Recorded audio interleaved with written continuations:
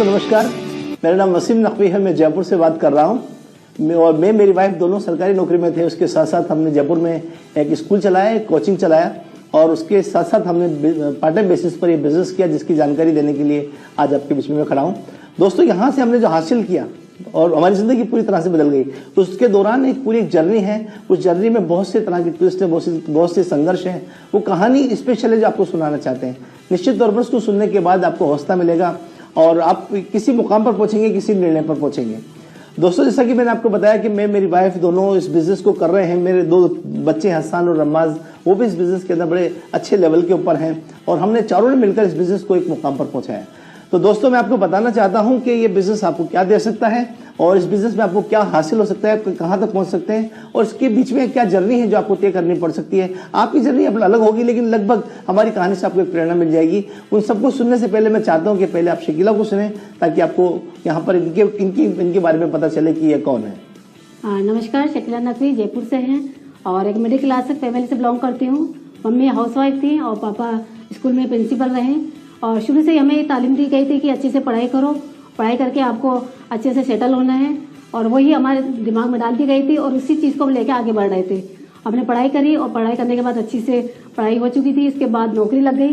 नौकरी के बाद एक होप होती है, एक आशा होती है लेडीज़ की, स्पेशली एक खुद को एक उमंग होती है कि अब जॉब लग गई है, अब शादी होने वाली है और आपको कैसा वर मिलने वाला, आपका हस्बैंड कैसा होगा, ये सपनों जैसा लगता है। और मैं भी ऐसे सपने देखा करती थी कि मेरा राजकुमार आएगा और बहुत अच्छा होगा। और मैं जो एवरेज जिंदगी हम देखते थे, जीते थे, मैं सोचती थी इससे कहीं बाहर निकलेंगे और इससे कोई बढ़िया बेहतर जिंदगी मिलने वाली है शादी के बाद। और फिर शादी हो गई। शादी के बाद मैंने देखा कि जिसके साथ मेरी शादी हुई वो भी मेरे जैसे ही थे, उनकी फैमिली भी मेरे जैसी थी। कुछ नया नहीं लगा, कुछ स्पेशल बड़ा नहीं लगा मुझे। बस जिंदगी शुरुआत हो गई, जिंदगी चल रही थी और धीरे धीरे हम लोग जिंदगी को आगे बढ़ा रहे थे। उसी दौरान ये देखिए कि मैंने ये देखा कि नकवी साहब बहुत एम्बिशियस थे, बहुत बड़े बड़े सपने थे इनके और ये इन्वॉल्व रहा करते थे जॉब में, प्राइवेट स्कूल में और भी एक्टिविटी करते रहते थे। इनके पास टाइम ही नहीं होता था, लेकिन कभी भी मैंने इनको रोका नहीं, टोका नहीं, क्योंककि मैं चाहती थी कि इनके सपने हैं इतने बड़े बड़े, इनको तो कुछ करना ही होगा। इसलिए मैं सारे काम मैं खुद ही किया करती थी। और इसी दौरान मेरे जो सास ससुर थे वो भी एक्सपायर हो गए। उस दौरान मेरी जर्नी बड़ी टिपिकल रही। मेरे दोनों बच्चे बहुत छोटे थे और जॉब में भी जाना होता था मुझे। इनको रखने के लिए कोई होता नहीं था घर के अंदर। तो एक बच्चे को लेके मैं अपने पियर जाती थी और वो दूरी भी काफी दूर थी, 5-6 किलोमीटर। दूसरे बच्चों को मैं अपने नंद के पास छोड़ती थी और उस वक्त हमारे पास कोई ऐसा साधन भी नहीं होते थे, गाड़ियां भी नहीं थी, तो बस में जाना पड़ता था। कई बार टैक्सी पकड़नी पड़ती थी। आप सोचिए कि एक लेडी एक बच्चे को 5 किलोमीटर दूर पहले छोड़ के जा रही है, फिर दूसरे बच्चे को दूसरी जगह छोड़ के फिर स्कूल जा रहे हैं। और ऐसी शाम को मेरे साथ होता था, पहले एक बच्चे को लेना, फिर दूसरे बच्चे को लेना। इस तरह से शाम तक आते आते मैं बहुत थक जाती थी और फिर घर का काम करना और सारी जिम्मेदारी मेरे पे ही होती थी, क्योंकि ये तो 17 घंटे बिजी रहते थे। घर का काम करना है तो मुझे करना है, घर में कुछ चीज चाहिए तो वो भी मुझे ही चाहिए, बच्चों की केयर करनी है तो वो भी मुझे करनी है, जॉब भी करना है, प्राइवेट स्कूल को भी संभालना है। आप सोचिए कितनी टिपिकल जिंदगी थी। ऐसा लगता था कि सुबह होती है, शाम होती है, जिंदगी यूं ही तमाम होती है। ऐसी लाइफ चल रही थी और उसी दौरान हमारी जिंदगी में ये बिजनेस आया। और उस वक्त मैं सोचती थी कि जब ये बिजनेस आया तो इत्तेफाक से मैंने नहीं देखा ये बिजनेस, इन्होंने ही देखा और इन्होंने आके मुझे बोला कि मैंने एक बिजनेस देखा है, उससे हमारी जिंदगी बदल जाएगी, आप सारे सपने मिल जाएंगे, तुम जो इतना परेशान होती है, गाड़ियां हो जाएंगी हमारे पास, एक बड़ा घर हो जाएगा। उस वक्त हमारे पास बहुत छोटा घर हुआ करता था। तो ये उन्होंने मुझे सपने बताए कि इस बिजनेस से आपको क्या क्या मिल सकता है। तो उस वक्त भी मैंने इनको कुछ भी नहीं बोला और उन्होंने कहा ठीक है करिए, आप तो वैसे भी बहुत बिजी रहते हैं, कुछ ना कुछ तो ढूंढ ही रहे थे, चलिए इसको कर लेते हैं, आप करिए। क्योंकि मेरे पास तो बिल्कुल मैंने अपनी बताई कि कुछ टाइम ही नहीं था मेरे पास। तो शुरू में इन्होंने बिजनेस को बिल्ड किया और धीरे धीरे बिजनेस आगे बढ़ता रहा। और उसी दौरान हमारी मुलाकात हमारे अप्लायंस हुई और उन्होंने कहा कि इस बिजनेस के अंदर आप दोनों की जरूरत पड़ेगी, आपकी भी जरूरत पड़ेगी। मैंने कहा मेरी जरूरत पड़ेगी तो मैं टाइम कहाँ से निकालूं।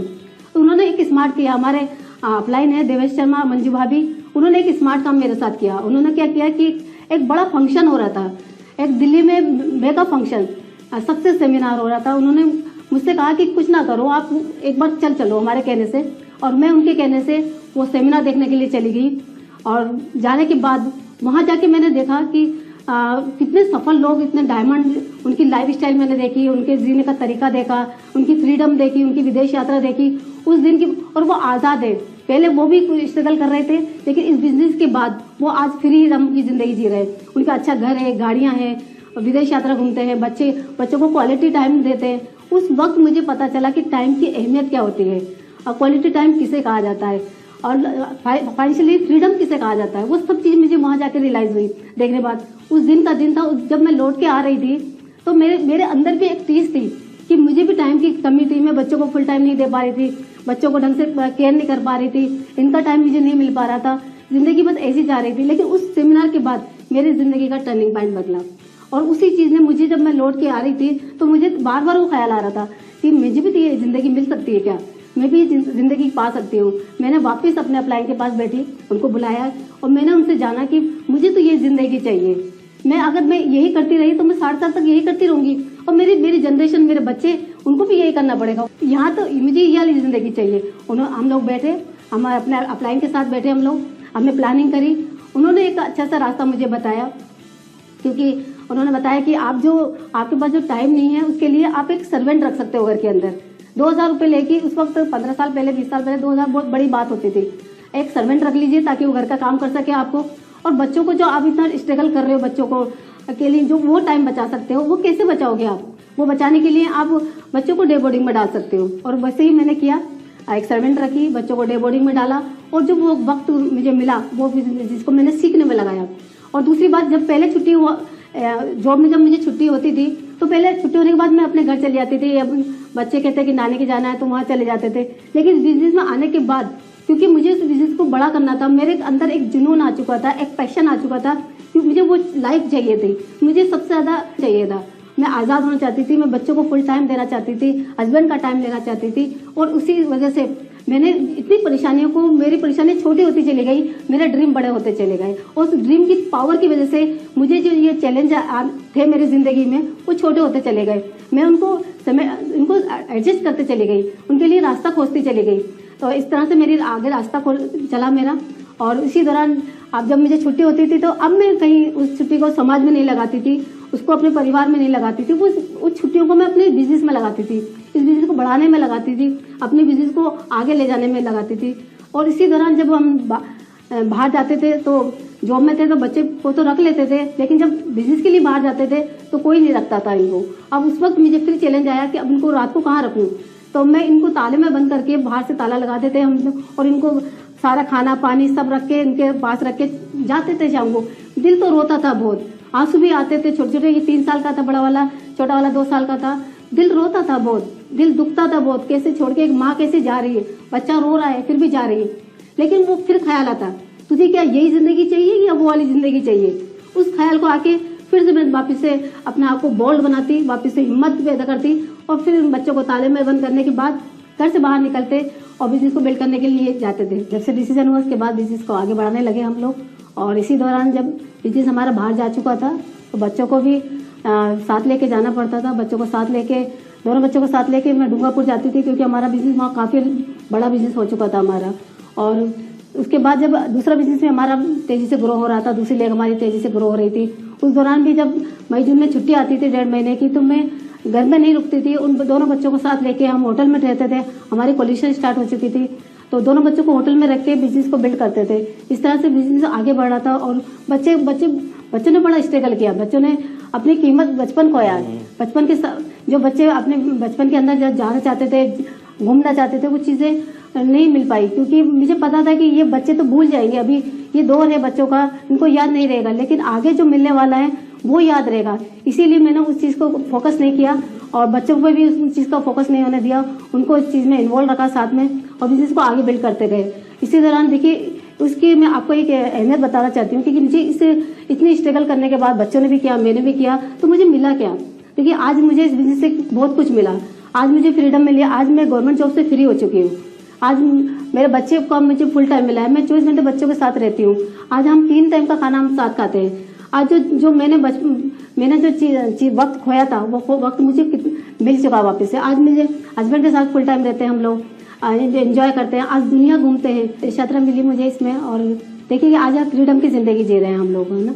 और मैं आप लोगों से यही मैसेज देना चाहूंगी कि आदमी अगर ड्रीमर है और उसके सपने बहुत बड़े हैं तो उसके लिए चैलेंज कोई मायने नहीं रखता, हालात कोई मायने नहीं रखते, परिस्थिति कोई मायने नहीं रखती। आपका ड्रीम अगर बड़ा है तो आप इन चीज़ों को ओवरकम कर सकते हैं, वो जैसे मैंने किया। आज देखिए ज़िंदगी कितनी बेहतर हो चुकी है, आज फ्रीडम की ज़िंदगी जी रही हूँ मैं। मेरे दोनों बच्चे हैं, वो भी बड़े हो चुके हैं। छोटा बच्चा इस बिजनेस में मेरा सिल्वर है और बड़ा बेटा मेरा प्लेटिनम है। और सब मजे की बात देखिए कि बच्चे शुरू से इस माहौल में पढ़ रहे थे और उनको वही माहौल मिला और वही एजुकेशन मिली, उनके अंदर वही वाइब्रेशन गए, वही सोच गई और उसी वजह से आप वो बिजनेस को बहुत अच्छे से बिल्ड कर पा रहे हैं। और वो सबसे अच्छी बात है कि बड़े बेटा मेरा बीटेक इंजीनियर किया है, टॉपर है यूनिवर्सिटी का, और साथ साथ उसने इस बिजनेस को भी बिल्ड किया। वो हमेशा मुझसे कहता था, मम्मा आप जॉब पर ना जाओ, अब आप छुट्टी ले लो, आप बहुत अच्छा कमाने लग गए हो। मैंने उससे एक ही सवाल किया, बेटा जिस दिन आप प्लेटिनम बन जाओगे मैं भी जॉब से फ्री हो जाऊंगी। बस उस दिन का दिन था, उसने भी शिद्दत से बिजनेस को बिल्ड किया और प्लेटिनम गया। प्लेटिनम जाके उसने मुझे कहा कि अब मम्मा मैं प्लेटिनम जा चुका हूँ, अब आप बिजनेस को से फ्री हो सकती हो। तो देखिए ये कल्चर मिला है इस बिजनेस की वजह से, आज सब कुछ मिला है मुझे। एक लेडीज को जो चाहिए, जो इसका सपना होता है, वो सारा इस बिजनेस का पैकेज है। ये सब ये आपको भी मिल सकता है। और मेरा आप लोगों से, स्पेशली लेडीज से मेरा रिक्वेस्ट है कि देखिए जिंदगी में आपके ये बिजनेस कितना आसान हो चुका है। पहले मुश्किल था, लेकिन अब डिजिटली कर सकते हो, घर में रह के कर सकते हो। मेरी तरफ इतना स्ट्रगल करने की जरूरत नहीं पड़ेगी आपको। घर में रह के परिवार को संभालते हुए, बच्चों को संभालते हुए आप इस बिजनेस को बहुत अच्छे से बिल्ड कर सकते हो और अपने सारे सपने पूरे कर सकते हो। मैं कर सकती हूँ तो आप भी कर सकते हैं। Thank you. Good diamond. Good. चलिए दोस्तों, मैं आपको बताता हूँ मैं इस बिजनेस में कैसे आया। और जैसा कि अभी थोड़ा बहुत आप हमारे बारे में जान चुके हैं कि हम दोनों अपनी दुनिया के अंदर बड़े मशगूल थे। मैं 16-17 घंटे बच्चों को पढ़ाया करता था और उस वक्त मेरे कोचिंग के अंदर एक बिजनेस मीटिंग रखी गई और मेरे एक स्टूडेंट ने वो मीटिंग ऑर्गेनाइज की थी और मैं इसलिए वहां पर चला गया। मुझे लगा कि कोई स्कीम ना हो, ऐसी कोई चीज ना हो जिससे मेरा स्कूल बदनाम हो जाए, क्योंकि मैंने स्कूल और कोचिंग को खून से सींचा था। मैं वहां कुछ भी किसी तरह की डिस्टर्बेंस नहीं देखना चाहता था। मैं एक नेगेटिव थॉट लेकर वहां पर गया और जो मेरे अपलाइन है देवेश एंड मंजू शर्मा और कुछ और लोग वहां पर आए थे इस बिजनेस प्रेजेंटेशन को देने के लिए। और वहां जितने भी लोग बैठे थे सारे बहुत पॉजिटिव थे, वो बहुत अच्छे ढंग से इस काम को सुन रहे थे। मैं थोड़ा सा लेट पहुंचा था और मैंने जाके सारी मीटिंग को वहां पर खराब कर दिया। यकीन मानिए दोस्तों, वहां पर क्या हुआ कि वो सारे के सारे लोग जो मुझसे पहले वो बड़े एक्साइटेड थे, बहुत उनको लग रहा था कि कुछ अच्छी चीज है, और उसके बाद वो सारे के सारे लोग इस बिजनेस को वहीं पर उनके लिए वो खत्म हो गया, क्लोज हो गया। लेकिन वहां एक चीज का प्रमोशन बार बार चल रहा था। जयपुर में पहला एक सेमिनार हो रहा था बिरला ऑडिटोरियम में, और वहां पर उस एक शख्स के बारे में बताया जा रहा था, सुमित बहादुर। वो एक IITian है और उनके बारे में बहुत कुछ मैंने सुना वहां पर। तो मुझे लगा कि इस इंसान से मिलना चाहिए, क्योंकि जैसा कि मैंने आपको बताया कि मैं इंजीनियर बनना चाहता था और मेरी नजर में IIT एक बड़ी चीज थी। तो मैं उस शख्स को मैं सेमिनार के लिए नहीं गया था, उस शख्स को देखने के लिए वहां पर गया था। चूंकि उस दिन संडे था तो मेरे लिए वो और भी आसान था। और जब वहां पर भीड़ के अंदर मैंने देखा कि सुमित बहादुर का जो क्रेज देखा, उनके बारे में जितना सुना था वहां पर उनको सुना, और मुझे तो लगा कि यही पल था मेरे लिए जहां पर जिसके लिए मैं बना था शायद। और उस दिन मैंने डिसीजन किया कि सुमित बहादुर को इस बिजनेस की जरूरत है तो मुझे भी इस बिजनेस की जरूरत है। और मैंने इस बिजनेस को उसी दिन चालू कर दिया और मेरे पास उस महीने के 13 दिन बचे थे। मैंने बहुत मेहनत करके 13 दिन के अंदर ब्रांड 9% क्वालिफाई किया। ये पहला अचीवमेंट था मेरा इस बिजनेस के अंदर। ब्रांड 9% जाने के बाद जैसे मेरे शहर के अंदर बहुत से लोगों ने मुझे सम्मान देना चालू कर दिया बहुत। और क्या होता है उसके बाद मेरी परीक्षाएं चालू होती, क्योंकि ईश्वर जब आपको कुछ बड़ी चीज देना चाहता है तो पहले आपको गढ़ता है, पहले आपको परखता है, पहले आपको चेक करता है। एक कुम्हार से जब हम मटका खरीदते हैं तो हम भी पहले उसको चेक करते हैं कि वो दरार तो नहीं है उसके अंदर। तो ईश्वर जब आपको कुछ देना चाहता है तो वो आपको भी परखते हैं। और अगले ही महीने मेरी मदर इस दुनिया में नहीं रही और वो हॉस्पिटलाइज रही पहले, तो मैं उनके साथ रहा। और मैंने जो पहले महीने में बिजनेस खड़ा किया था, अगले महीने सारा बिजनेस, क्योंकि वो बिजनेस इतना मजबूत नहीं था, छोटा बिजनेस था, लेकिन हमने हिम्मत नहीं हारी और हमने लगातार काम किया। उसके तीसरे चौथे महीने में हमने दोबारा रिक्वालीफाई किया और 5-6 महीने में मैंने इसमें 15% लेवल का अचीव किया और एक अच्छी इनकम को एंजॉय करने लगी। और उसके बाद इस बिजनेस के अंदर मुझे टेस्ट आने लगा, क्योंकि एक अच्छी इनकम, मेरी नौकरी, मेरी गवर्नमेंट जॉब, वहां से मुझे पैसा आ रहा है, इनकी नौकरी वहां से मुझे पैसा आ रहा है, एक स्कूल से मुझे पैसा आ रहा था, एक कोचिंग से पैसा आ रहा था। लेकिन जैसे ही वो मुझे यहाँ से पैसा आने लगा तो मैंने अपना कोचिंग को, जो कुछ ग्रुप थे मेरे पास, मैं केमिस्ट्री पढ़ाया करता था, वो मैंने खत्म किए। वो ज्यादा प्रॉफिटेबल नहीं थे मेरे लिए और मैंने वो समय यहाँ पर डालना चालू किया। फिर तो मुझे बहुत आसान हो गया बिजनेस। सिल्वर जाने के बाद मैंने फिर एक बार निर्णय किया और मैंने अपने स्कूल को, जो मेरे पार्टनर भी थे, मेरे भांजे थे, मैंने उनको हैंड ओवर कर दिया। फिर तो मुझे खूब समय बचने लगा अपनी सरकारी नौकरी और बसी बिजनेस। और हमने उसमें बहुत मेहनत की यहाँ पर। और उसके बाद मैं कुछ और सोच रहा था, ईश्वर कुछ और सोच रहे थे, चीज़ें कुछ और हो रही थी। और वहाँ पर मेरे साथ फिर चुनौती आने लगी कि मेरे जो अपलाइन, जिनका भी नाम सुना मेरे मुझसे आपने, देवेश और मंजू शर्मा, उनके बीच में 10-12 लोग हुआ करते थे। उस दौरान उनमें से बहुत से लोगों ने बिजनेस छोड़ दिया। ना सिर्फ बिजनेस छोड़ दिया बल्कि वो मेरी टीम के अंदर दूसरे लोगों को आकर बरगलाने लगे, उनको नेगेटिव वहाँ पर परोसने लगे। और बहुत से लोग आकर मुझसे बोलते थे कि वो वहाँ उन्होंने सब कुछ बोला, और मुझे उन लोगों को संभालने के अंदर बहुत टाइम लग गया। इसकी वजह से मुझे गोल्ड जाने में थोड़ा सा टाइम लगा, लेकिन हमने एन के एन प्रकार हमने गोल्ड क्वालिफाई किया। हमें वापस से सब कुछ समेटना पड़ा, अपने दम पर करना पड़ा। और उसके बाद जैसे भी इन्होंने बताया कि हम डूंगरपुर जा रहे थे, हम सीकर जा रहे थे, हमने वहाँ पर हमने जयपुर से बाहर निकलकर हमने अपने बिजनेस को और बिल्ड किया और मैं प्लेटिनम क्वालिफाई हुआ। उसके बाद हमने पीछे मुड़कर नहीं देखा। उसके अगले साल ही हमने फाउंडर प्लेटिनम क्वालिफाई किया। और जब मैं फाउंडर प्लेटिनम क्वालिफाई हुआ, उस वक्त हमारे पास फिर एक चुनौती सामने आके खड़ी हो गई कि हमें विदेश जाना था। और विदेश जाने के लिए हम दोनों को परमिशन नहीं मिल पा रही थी गवर्नमेंट से। तो मैंने अब मेरे अपलाइन के साथ बैठकर इस बिजनेस के बारे में आगे फर्दर कैसे आगे लेकर चलना है, मैंने काउंसलिंग ली। और मैंने वहाँ पर अपनी गवर्नमेंट जॉब को से VRS लिया। लेट 30s में मैं रिटायर हो चुका था अपने 3 मेजर कामों से, मेरी कोचिंग से, मेरी स्कूल से और मेरी सरकारी नौकरी से। लेकिन मैं रिटायर तो हो चुका था, लेकिन टायर्ड नहीं था। मैंने स्विच किया था अपने कंसेप्ट को, और वो सारा का सारा वक्त, वो सारी मेहनत, वो सारी एनर्जी इस बिजनेस में लगाने लगे और हम अपने बिजनेस को बहुत बड़ा करते चले गए। दोस्तों, यहाँ पर अभी मैं आज आपको बीइंग एन एमरल्ड, मैं आपको एक कहानी क्या सुनाना चाहता हूँ कि मैं एमरल्ड कैसे बना। इस दौरान बहुत कुछ मेरे साथ हुआ कि मेरे 2 बड़े संगठन थे और तीसरे संगठन मुझे हमेशा खड़ा करने के लिए एक जस्तजू रहती थी। मैंने आज से 12 साल पहले मैंने अपनी तीसरी लेग को खड़ी की, और वहाँ उसको मैंने एक महीना था जहाँ पर हमने उसको 18% का बिजनेस खड़ा किया, 72 रुपये के आसपास। और वहाँ पर क्या हुआ कि उन लोगों ने एक चुनौती खड़ी कर दी कि आप हमें सिल्वर क्वालिफाई क्यों नहीं करा देते हो, आपका भी तो एमरल्ड जाए। कहीं से पढ़ लिया उन्होंने, और उन्होंने सिर्फ इतनी सी बात के ऊपर अपने पूरे बिजनेस को खराब कर दिया। और मैं वापस अपनी 2 लेग के ऊपर वहाँ पर खड़ा हो गया। मेरे पास और भी बहुत से संगठन थे, मैंने वहाँ पर अपनी दूसरे संगठन पर फोकस करना चालू किया। और खुदा को कुछ और मंजूर था, मैंने वहाँ पर और दूसरे संगठनों को छोटा जो बहुत छोटे थे उनको बड़ा खड़ा कर दिया। और एक बार मैंने अपनी डायमंड कोलिशन स्टार्ट की। लेकिन वो चूंकि हमारे पास वो पूरी मैच्योरिटी नहीं थी, टीमों को संभाल नहीं पाए, और उसके बाद वो डायमंडशिप भी हम कंप्लीट नहीं कर पाए।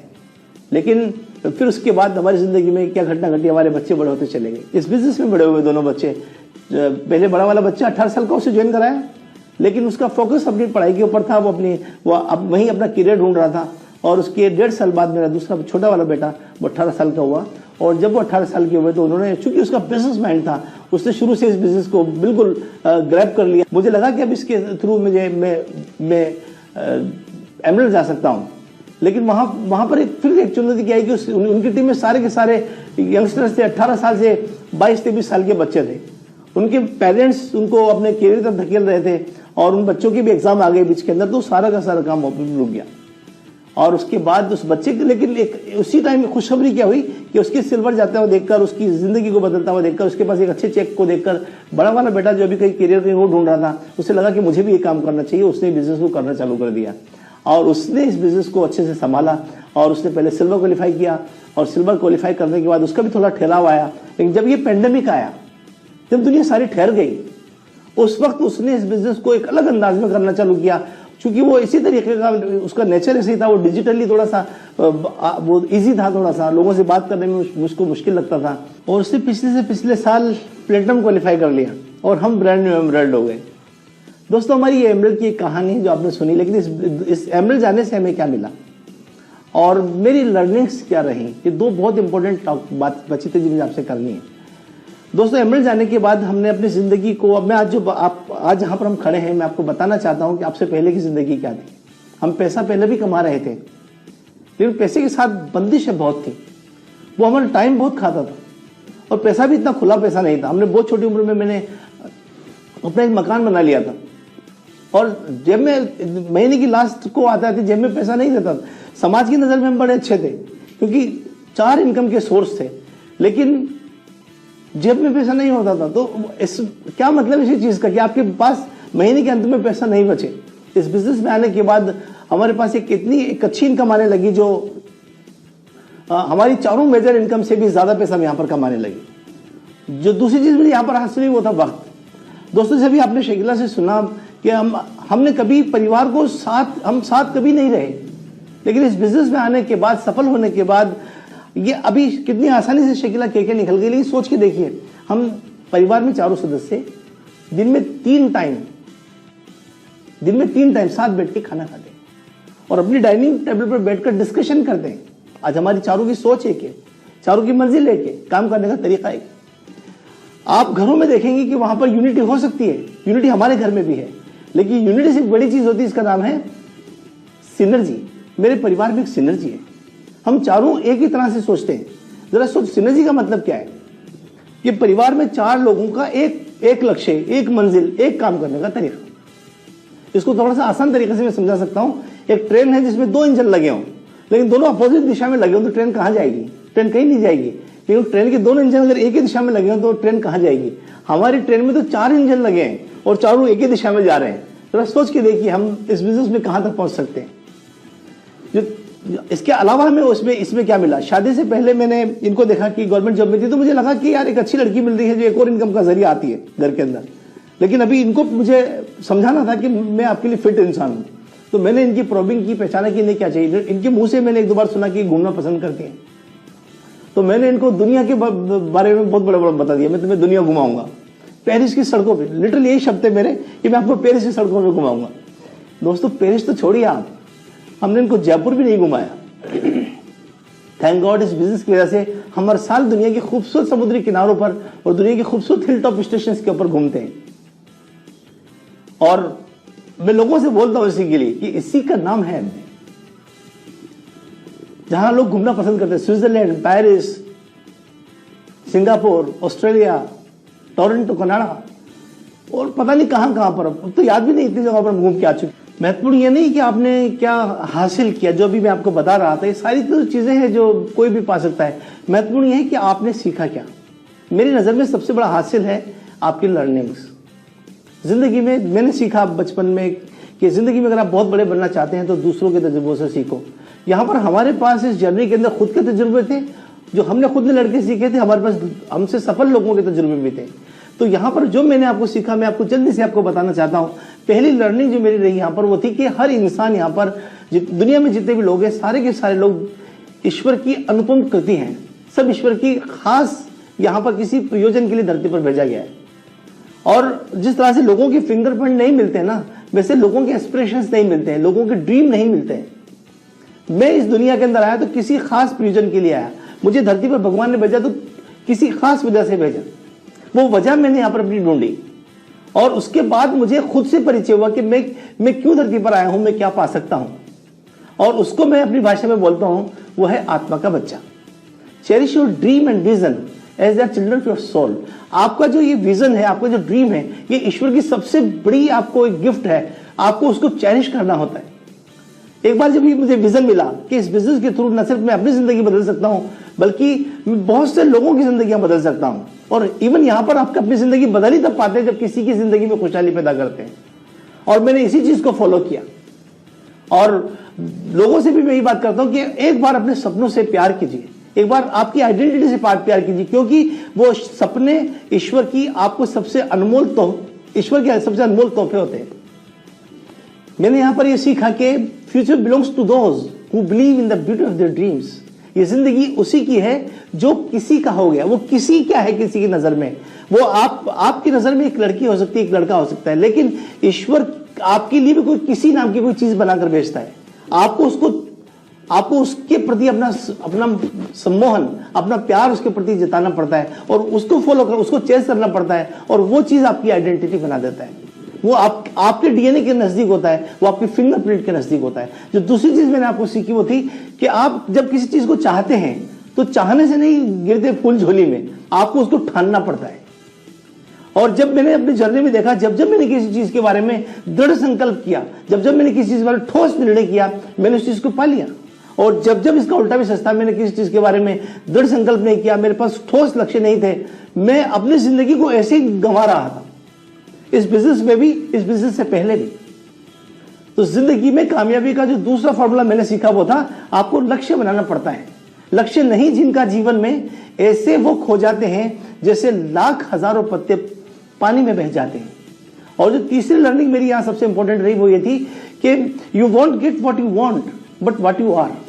आप जो चाहते हैं वो आपको नहीं मिल जाता है, आप जो चाहते हैं आपको उसके लिए उसका जैसा पहले बनना पड़ता है। तो चीजें ऑटोमेटिक आपके पास आने लगती हैं, यानी आपको अपने यकीनों पर, अपने विश्वासों पर काम करना पड़ता है। अगर आपने काम कर लिया तो आपके लिए चीजें बहुत आसान हो जाती हैं। और जो चौथी चीज मैंने सीखी वो यहाँ पर वो क्या थी कि आपको जो चीज आप पाना चाहते हैं उसके लिए कोई और जिम्मेदार नहीं है। आपकी मम्मी जिम्मेदार नहीं है, आपके पापा जिम्मेदार नहीं है, आपके टीचर जिम्मेदार नहीं है, आपके अपलाइन बिजनेस में जिम्मेदार नहीं है, आपके डाउनलाइन जिम्मेदार नहीं है, उसके लिए आप जिम्मेदार हैं। If it is to be it is up to me. जो कुछ होना है मुझसे होना है। हमारे बिजनेस के अंदर हमने देखा कि बहुत सारे हमारे अपलाइन छोड़कर चले गए, जो डायमंड कपल को छोड़कर चले गए। हमारी टीम में बहुत सारे हमारे डाउनलाइन छोड़ के चले गए, उनकी टीम में बहुत सारे एमरल्ड प्लेटिनम फाउंडर प्लेटिनम आ गए। और यहां पर मैं लोगों से यही बात कहना चाहता हूं कि न हम सफर न हम नशे से निकलेगा, हमारे पैर का कांटा हम ही से निकलेगा। बहुत सिंपल सी फिलोसफी क्या है कि कुछ किए बिना ही जय जयकार नहीं होती और कोशिश करने वालों की कभी हार नहीं होती।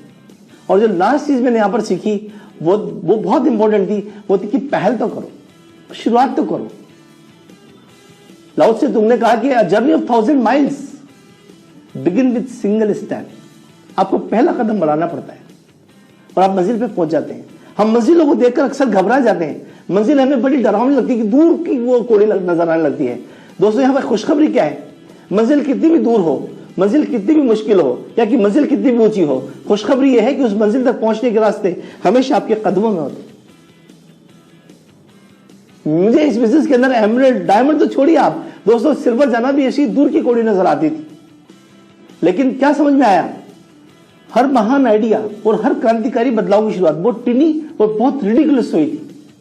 लास्ट में आपको एक बात और बताना चाहता हूं मैं आपको दोस्तों, बड़ा सोचो, छोटी सी शुरुआत करो। लेकिन इससे भी महत्वपूर्ण बात यह है